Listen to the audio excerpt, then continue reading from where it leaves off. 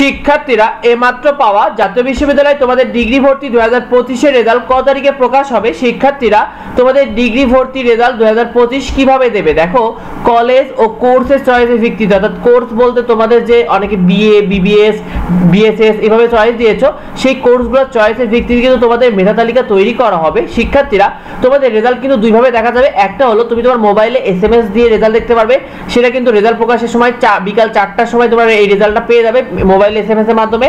আর ওয়েবসাইটে তারা রেজাল্ট প্রকাশ করবে, তবে ওয়েবসাইটে একটু পরে দেখা যাবে।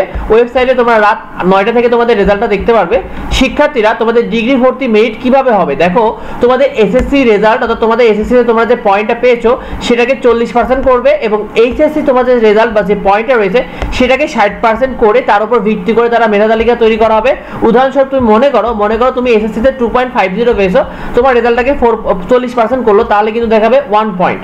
আবার তোমার এইচএসসি রেজাল্ট এটাও কিন্তু তুমি মনে করো 2 পয়েন্ট পেয়েছো, সেটাকে 60% করলে দাঁড়াবে কিন্তু 1.20, অর্থাৎ দুইটা মিলে রেজাল্টকে যোগ করা হবে। তো দুটো মিলে গড় রেজাল্টকে যোগ করা হবে, এসএসসির 1 পয়েন্ট আর এইচএসসির 1.20, এভাবে গড় রেজাল্ট করে দেখো তার দাঁড়ালো 2.20। সর্বোচ্চ রেজাল্ট কিন্তু 5 পয়েন্ট পর্যন্ত হবে, তো 2.20 হবে। শিক্ষার্থীরা তোমাদের কার কত পয়েন্টের রেজাল্ট কত হচ্ছে গড় রেজাল্ট কমেন্টে আমাদেরকে জানিও।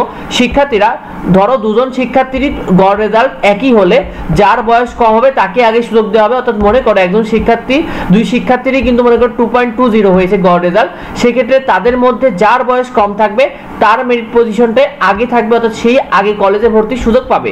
শিক্ষার্থীরা তোমাদের ডিগ্রি ভর্তির রেজাল্ট কত তারিখে দেবে দেখো, তোমাদের রেজাল্ট দিবে 2 নভেম্বর থেকে 7 নভেম্বর পর্যন্ত। আমরা যে তথ্যটা পেয়েছি তোমাদের প্রাথমিক ভর্তির আবেদন কিন্তু 19 অক্টোবর পর্যন্ত এবং ভর্তি নিশ্চয় চলবে কিন্তু 21 অক্টোবর পর্যন্ত।